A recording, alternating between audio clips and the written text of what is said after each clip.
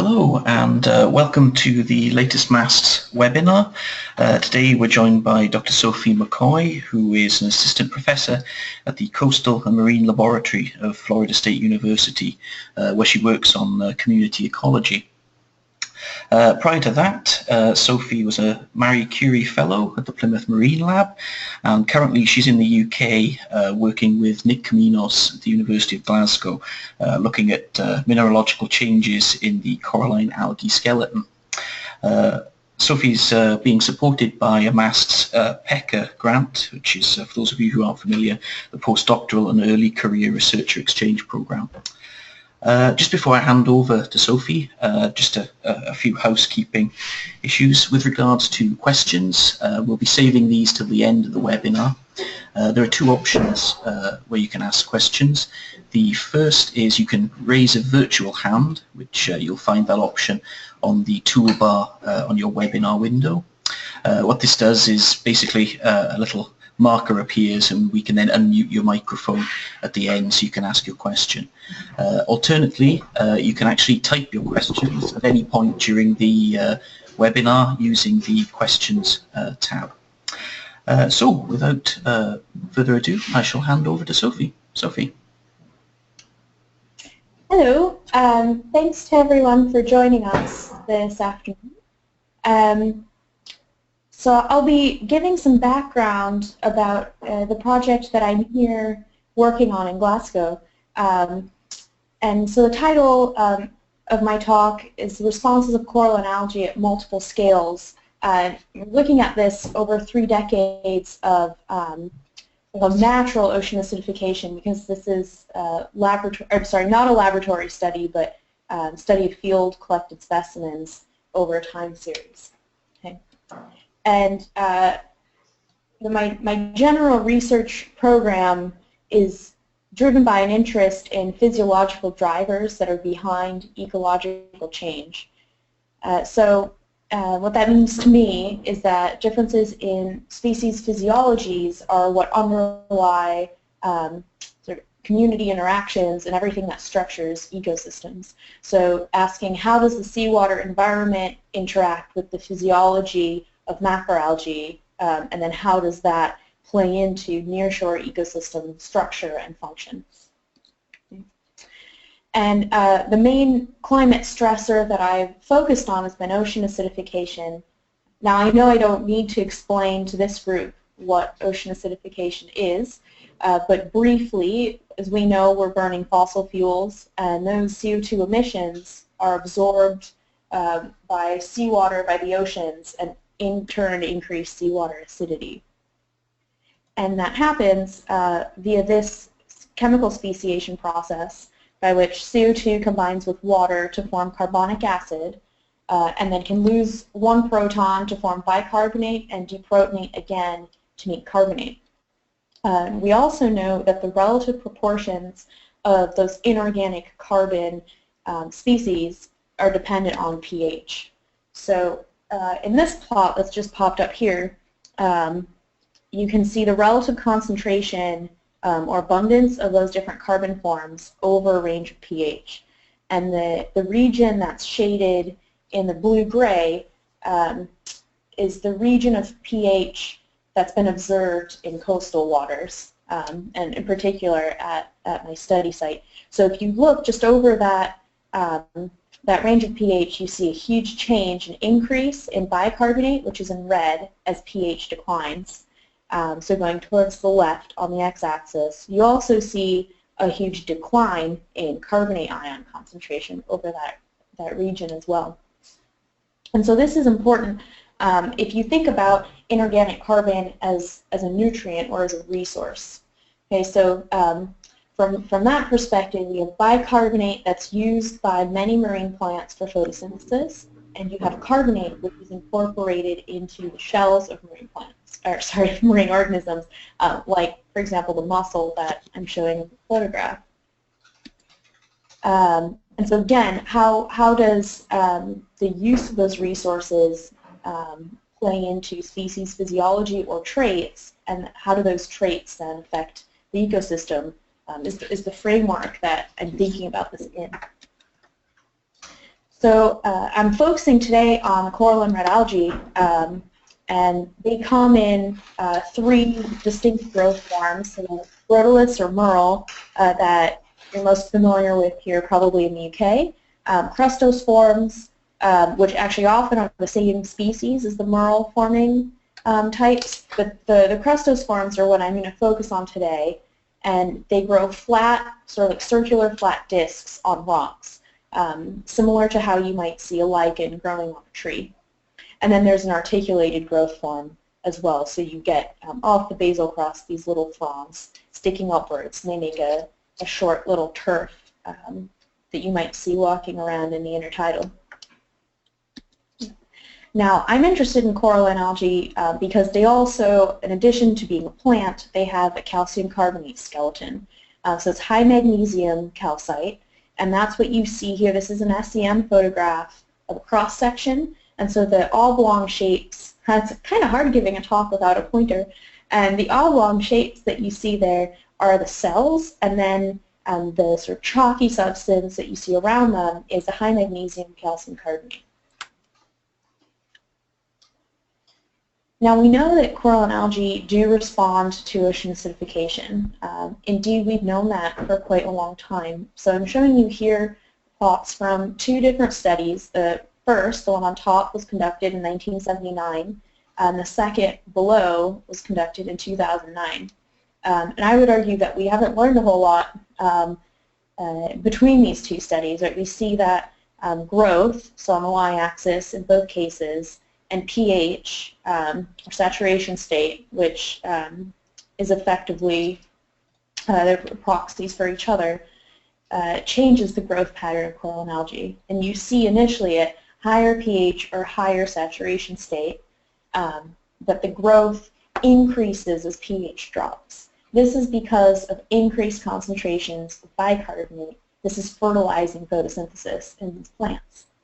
But then after a threshold, you see the growth rate decline, and this is when the amount of carbonate in the seawater becomes limiting for them to build their skeleton. So again, in both cases you see a hump-shaped response, and that's been documented quite well across the literature. And so what I was especially interested in at the start of this general project was trying to put ecological context on top of those growth trends. So how does ecological context affect our interpretation of these coralline algal responses to ocean acidification? So I did this study at Tatoosh Island in Washington, which is here if you're looking at, on the top right, the west coast of the United States. Zooming into that red box, you can see a very small little island off the tip of Cape Flattery. Okay? And I chose this site for multiple reasons. The first is this long-term environmental record. I say long-term with a grain of salt here, but in coastal regions, this pH data set that goes back to 2000 actually is one of the longest-term data sets that we have of in situ pH. And you can see also that it's declining faster than what's been predicted for the open ocean, but reliably and sort of fitting with what other coastal data sets have been showing more recently. And you can also see that there's huge variation, that's seasonal and diurnal fluctuations that come from photosynthesis in the kelp bed at the site. I'm also showing you here that temperature record. So the blue points are from Cape Elizabeth, which is just a few miles away, and that temperature record extends back to 1987. And in black, the temperature record from Tatoosh Island corroborates that. I couldn't find. And you see in both cases that there's no trend in temperature. So we also have chlorophyll, salinity, and different nutrient, nitrogen nutrient data sets from the site. And the only parameter that seems to be changing is pH. So we have sort of a natural experiment, is what I'm calling it, of ocean acidification, where pH is changing over time and other data sets are not. And again, just to remind you that over this range of pH, these are the associated changes in the concentrations of bicarbonate and carbonate that we see. And just to extend this back a little bit, I'm going to take a 2-minute tangent here. Because we're aware and sensitive that the data set is only going back 15 years now, we've used some, I hesitate to call them paleo reconstructions, but reconstructions of the near past coming from mussel shells to see how that trend might be extended a little bit into the past. And we've used mussel shells, which lay down a band of new tissue each year and record environmental data in that way. So just as a first test to see if these were good or bad chronologers, we looked at the oxygen-18 isotopic ratios and this proxy for temperature, which we know hasn't been changing over time. And we looked at this in 3 groups of shells. So the black are very old shells from archaeological middens that come from Tatoosh. So they go back to AD 600 and up to AD 1000. We then have the group in red, which are archival shells from the 1960s, 1970s, 1990s, and then we have modern shells in the blue. Okay, and you can see that temperature has remained constant over this time, and the one feature that you can see in the archival shells around the early 1990s is an El Niño event that's been recorded there. So we're confident that these are recording climate in the way that we want. Hope. Now I'm showing you the Delta 13C. That is the inorganic carbon isotope. Now it's not a proxy for pH, but it does tell you about the consistency of inorganic carbon cycling at the site. And you can see here something different, that it's been changing over time. So the older shells in the black show a pretty consistent record with a decline in the isotopic ratio into the 1960s and a further decline in the blue data set starting in 1999. And if we look at that a little bit more closely, so now I've expanded out that more modern data set from 1999 to 2009, and that corresponds to the pH data set that we have. And we see that it's very similar magnitude and rate of change that's going on there. So this is a recent change in the history of the local seawater chemistry. All right, tangent over. And so we're now going into more the biological motivation to work at Tatoosh Island, which is the really rich history of ecological data sets here. And a great part of that is due to work that was done starting in the early 1960s by Bob Payne. And I'm actually going to be drawing on his data set here of ecological interactions among Coralline algae.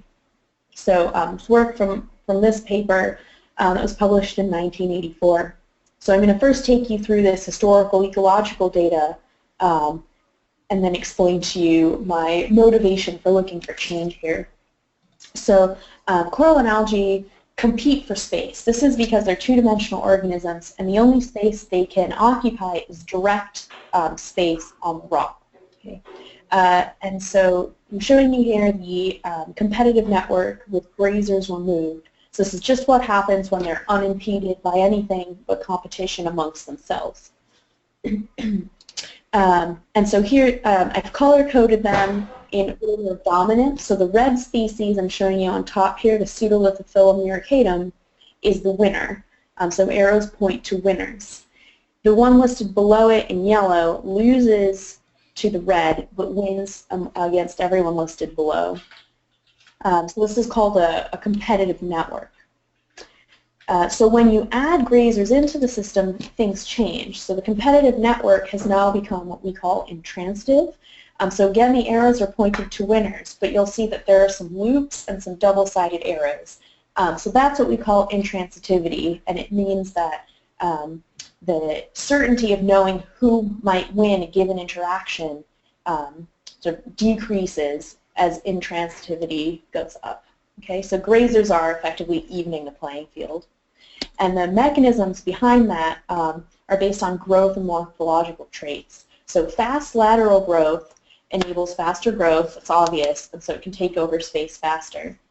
On the other hand, a thick edge is more of a competitive trait, So a thicker edge, as you can see in the cartoon scenario 1, a thick edge makes it harder to grow over another specimen, bigger energetic investment in making biomass. Whereas in scenario 2, you can grow over your competitor as if you were just growing over bare space. So that's the ecological basis of that. And then last, grazers present another morphological trade-off because they favor thicker species. That photograph you're looking at now, the whole white area is actually grazing marks from the limpet that I've circled. It's a little bit hard to see. And so each of those bites is taking several layers of cells off, and so that is putting pressure on individuals to grow thicker to be able to resist being grazed completely away by these limpets, urchins, and chitons. So that's what's placing species on these competitive networks. But what you'll notice is that in both cases, pseudolithophyllum muricatum, that red species, is on top. So it's dominant whether grazers are removed or grazers are present. And from just looking at this historical data set, it's really obvious that morphology is ecologically important. Competitive ability is associated with traits that require more calcified tissue, so a thicker algal crust, or a thick and elevated growth edge. Conversely, we know that ocean acidification reduces the CO2 in seawater, so it's harder to maintain calcified tissue, presumably, in the acidified ocean. That's the hypothesis that I have. So I wanted to know if that would actually lead to changes in ecology. So I redid the experiments that Bob Payne had done in 1984. I redid them from 2010 to 2013. So I did this by taking small chunks of 4 different species that you can see in the photograph on the left-hand side. Those are all about the size of a pound coin. I embedded them in marine epoxy and then I let them grow. So I'd place them so close together that they'd be forced to compete for space as soon as they started growing. And I did this at a site called Hedophyllum Cove, shown by the black arrow, and that's the site where the original experiments were conducted, and that's on the northeast side of the island. I also replicated the experiments at another site called Simon's Landing, and that is on the east side of the island, the arrow shown in blue. And that site was just to provide replicates at 2 different sites with different grazing intensities that had not been done in the original work. At each site, I have plots with grazers allowed to be present at whatever the natural limits was, and grazers, plots where I removed the grazers, and multiple replicates of these transplants in each plot. So the output data looks like this. So these are the results of the competition experiments where I have the y-axis, the total probability that a species could win that interaction. And so this is set up by species. I'm showing you here first just the historical data from 1984. So the index works basically 1 is the highest you can go and 0 is the lowest. So historically that red species is fully dominant. It wins all of the interactions that it's involved in. At the bottom of the network, the articulated species, the one in purple there, has an index of 0 because it loses all of the interactions that it's involved in. So now I'm adding my modern data on, and the stars denote really significant difference from the historical results. So you can see in the competitive dominant, looking at the top again, that the index has gone from 1 to 0.25 or 0.5. So that's a 2 to 4-fold reduction in how much it's winning. And that's both with grazers present and removed. The other biggest change that we see is at the bottom of the hierarchy. So we see articulated species. These ones have gone from not winning at all to winning up to 1/4 of the time. That also is a really strong change. We see significant changes throughout the middle of the network as well, but I think that they're difficult to interpret with the way that I'm showing the data at the moment. So instead, I like to present it this way. Here we care who specifically you're competing with, so who the winner and losers are of a particular interaction. So on the left-hand side, again, we have the historical data, and on the right-hand side, the modern data. And the darker the colors here, the stronger the direction of an interaction. So dark blue is always going to win, dark red is always going to lose. And the closer towards gray the colors become, the more indeterminate the interaction becomes. So it's more 50-50 chance that one or the other is going to win. Okay. And again, another way, sorry, I forgot the conclusion on that one. So we're going towards more intransitive and less deterministic networks as you go from the historical to the modern, so the colors get lighter. Okay. And I'm arguing that this is causing what's called a reduction of trophic control. So historically, adding grazers in, so now we're just looking at the left-hand side at the networks again, adding grazers in completely changed the topology of the network. In the modern, we don't really see that as much. So we see some changes to the network, but you get the same amount of loops and double-sided eras. When we look at the effects of ocean acidification, however, we see again that it's taking something that was a really deterministic, ladder-like network and turning it into something more complicated. But what's going on in this bottom area is called natural substrate grazers present. Why isn't ocean acidification affecting what's going on as well there? So here I'm going to direct us back to the pairwise interaction strength. As I point out that competitive networks account for direction of an interaction, but not how strong it is. So you can see that the strength of the interactions were much more predictable looking in the 1984 data than in the 2013 data.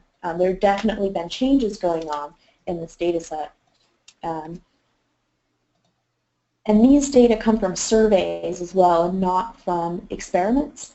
So when I did my experimental transplants, I'm forcing any networks, I'm forcing any interactions to start over completely from zero. So they interact with whatever the current rules are for that interaction. In contrast to that, natural communities are made up of competition that could have started at any time. So it could have started last week, it could have started last year, or even 5, 10, 20 years ago. And so if you're looking at an interaction that started 20 years ago and then interpreting that as being the current rules of how those two species interact, you might miss changes that are happening on a faster time scale. Okay? So a comparison that I like to make is to this completely not marine study that involves grizzly bear habitat degradation. So this is a modeling exercise, but it addressed a conservation issue that was really big at the time in 1995. It was managing the population of grizzly bears in Yellowstone Park, and they were finding that by the time they had monitored the population size falling below which could sustain viable population, it was too late. There's sort of nothing they could do to bring these bears back. And Dan Doig in this study modeled how much habitat was available for them and found that because bears live so long, there was a delay. So the amount of connected forest habitat was dropping below the size that could actually sustain a population that you wanted. Many, many years before, you would actually see the drop of population size. So this graph is showing you in the solid line the population size of the bears, in the dashed line a decline in the forest habitat, and then this lag time shown on the x-axis is the first arrow when the forest habitat drops below the threshold level, and then the second arrow is when the population size would have actually shown that response. So you're responding to something that happened 10 years ago. There's no way you can address that with just management of population. So that's sort of the mindset I think we need to take when we're dealing with coralline algae that are extremely long-lived.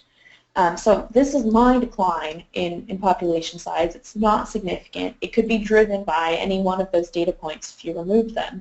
But I think that it's a very similar situation that by the time we would be able to detect a population decline, in this species, it would be far too late. And my experimental data shows evidence that there already been some really significant changes in how they're competing.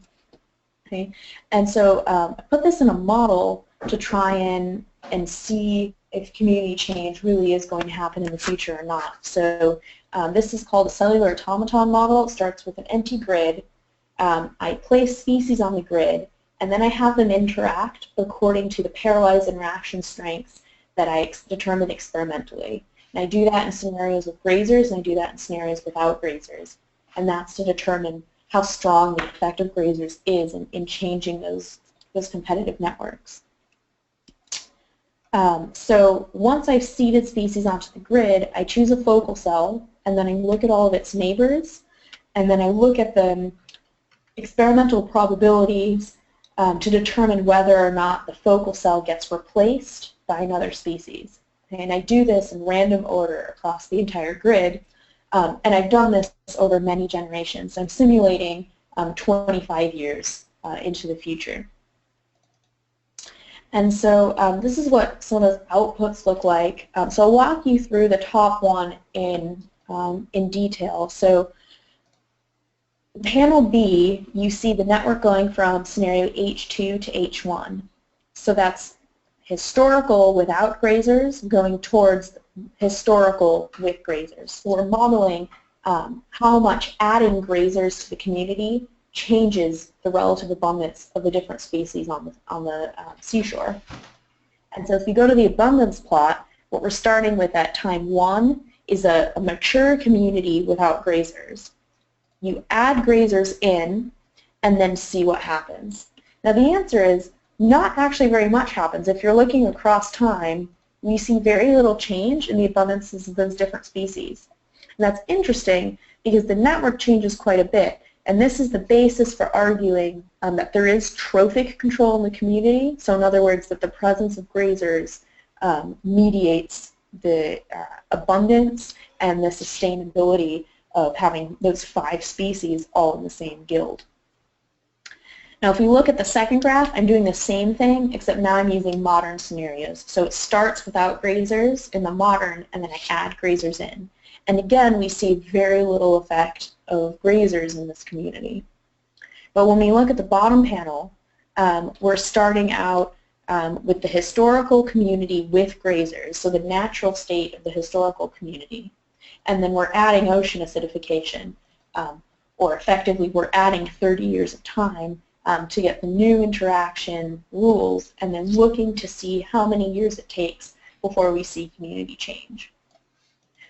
So we see that in the next 25 years, there will be some really important changes happening in the community structure, and likely the reason that my survey is showing this is because enough time hasn't passed yet. Okay. So just to conclude from the ecology area, I'm actually just going to focus on the top point, is that species interactions and interaction strengths allow us to see ecological change before we can actually observe that when we survey the community structure. Okay? So experiments were really crucial to being able to identify that the community has changed over time. We also see that there's less importance of grazers in this community. So ocean acidification is more stressful to them than whether or not grazers are even there. Okay. So keeping those two in mind, I also wanted to look at what mechanisms are behind these changes. And so to do that, I looked at a series of morphological traits. I looked at percent calcified tissue, intrafilament cell wall thickness, interfilament cell wall thickness, and the total vowels thickness. So I'm just going to go through each of these quickly to tell you what these metrics might tell us and what the ecological interpretation of that could be. So percent calcified tissue, I did initially just with a rough estimate. So I took an SEM, scanning electron micrograph of cross-section. I converted that to a black and white bitmap as a rough estimate of how much calcium carbonate to not was in the skeleton. And this should correlate with the general structural integrity of the skeletal tissue. The intrafilament cell wall thickness, that's the wall that, so in an apartment building would be the floor and the ceiling. And so that affects how fast they can grow up, and so how fast they can regenerate after being grazed, for example, or structural integrity as well. The interfilament cell wall thickness, this is used in growing laterally, so it's the one that separates them like walls on the side. And this also will affect competitive ability.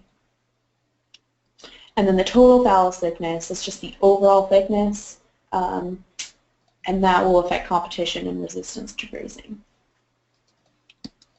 So, and first I focused on pseudolithophyllum muricatum. It's the red one, the one that's the competitive dominant. And I didn't find any difference in the calcite density between historical specimens from 1981 to 97 and specimens from 2012. I also looked at the cell wall structure and again didn't find any changes in the intra or intercellular walls.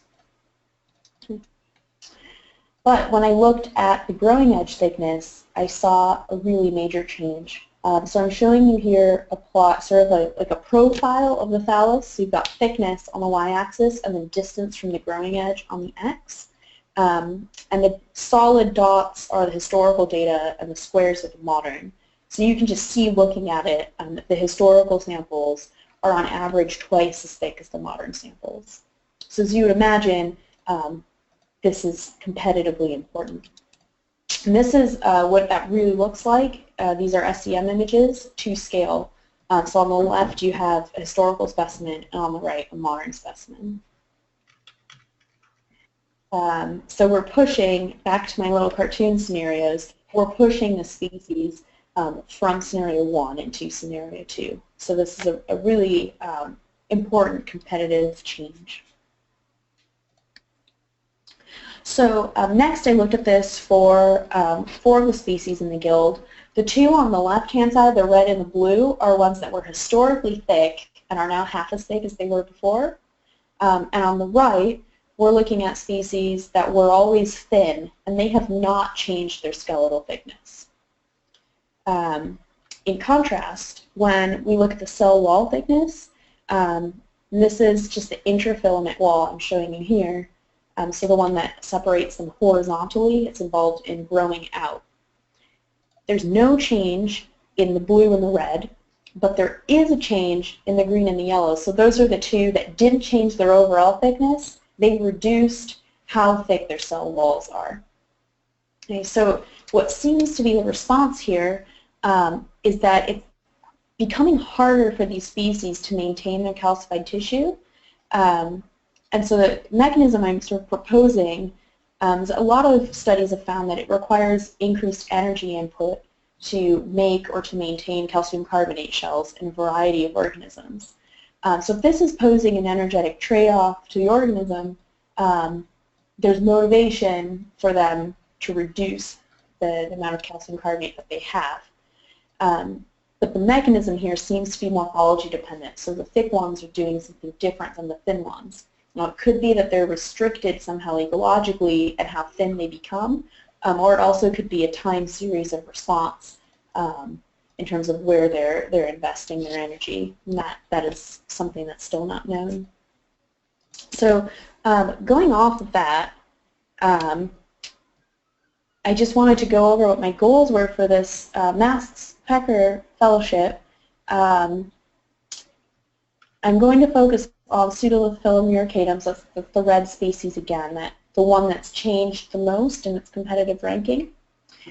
And they have samples from 1981, 82, 93, 94, 97, and 2010 through 2012.